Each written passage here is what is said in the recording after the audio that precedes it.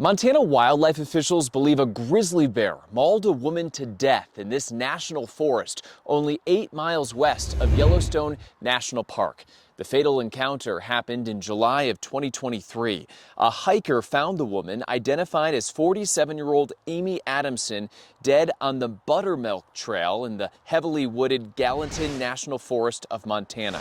According to ABC News, Adamson lived near Wichita, Kansas, but was working in Yellowstone for the summer. She wasn't out, out somewhere she shouldn't be. It was a well-traveled trail that a lot of people hiked. Adamson's mother told ABC News her daughter was either on a solo hike or run, something she did most mornings. She described her daughter as a free spirit adventurer who loved the outdoors and died doing something that she loved. Wildlife officials have closed this section of the Gallatin National Forest for at least the next month. A bright orange sign reads, "Warning, bears are currently active in this area. Do not enter." A nearby trail camera did capture a photo of a grizzly bear with 2 cubs on the same day Adamson was found dead. There were also visible grizzly bear tracks on the ground. Officials have set bear traps and even flew an aircraft overhead, but have not caught or spotted any grizzlies. Authorities say Adamson was found wearing running shoes. She did not appear to have any bear spray or a gun with her. So just how prevalent are grizzly bear attacks? According to the National Park Service, grizzlies have killed 8 people in Yellowstone since the park was first established in 1872. That's an average of only 1 person every 19 years, though records were probably pretty spotty early on. The most recent fatal case was in August of 2015 along the Elephant Back Loop Trail near the popular Lake Yellowstone Hotel. The National Park Service highlights that Yellowstone has actually seen more people die from drownings and burns. 125 people have died in Yellowstone's rivers and lakes, and 23 people have died after falling into the park's many hot springs. Some are more than 200 degrees Fahrenheit. Since 1979, Yellowstone has welcomed more than 118 million people. During that time, grizzly bears have injured 44 humans in the expansive 2.2 million acre park.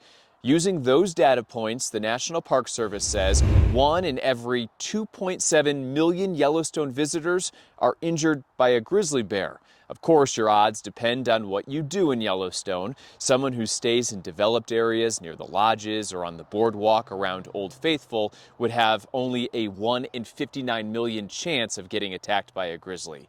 Your chances are a lot worse if you hike in the backcountry, with 1 in 232,000 of those hikers getting attacked.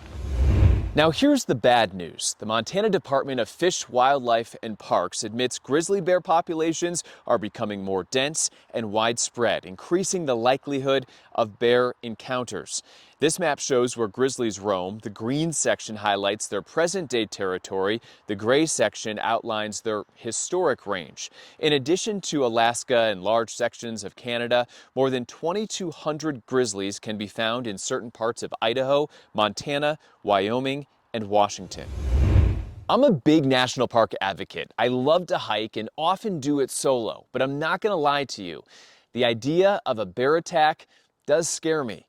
The Interagency Grizzly Bear Committee, I know that's a long name, it's a group that focuses on grizzly conservation. The group, which is based in Bozeman, Montana, says these 8 steps should help protect you should you come across a grizzly or black bear in the wild. 1. Never intentionally get close to a bear. It will lead to nothing good. 2. Stay alert and look for bear tracks and scat, especially when visibility is low in dense woods or when hearing is limited, like near a loud river or stream.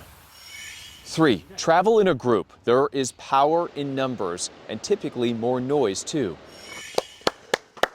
4. Periodically clap your hands and talk loudly. So do watch, I know we were talking about it before, but watch. You can also play music or a podcast on your phone without headphones, anything to avoid startling and surprising a bear. 5. Carry bear spray. Make sure you know how to use it and keep it in an easy-to-reach place. You might only have seconds to react. 6. Avoid hiking at dawn, dusk, and night when bears are most active. 7. Don't linger around any animal carcass, which often attracts bears. Scavenger birds like crows and vultures circling overhead can be a sign that a carcass is nearby. Lastly, mountain bikers and trail runners are at greater risk of surprising a bear. Bears will also chase after people they perceive to be fleeing from them, putting bikers and runners in an even worse spot. The Endangered Species Act continues to list grizzly bears in the lower 48 states as threatened. In other words, you can only shoot one if your life is truly at risk. And that doesn't go for the national park system, which has its own set of gun rules and regulations that are too extensive to spell out in this video. My thoughts are with Amie Adamson and her family in Kansas and beyond. I do hope this video helps educate people on bear safety to prevent attacks in the future. I'll include links in the description section below to some helpful websites that go into even greater detail on this topic. From West Yellowstone, Montana, I'm Kevin across America.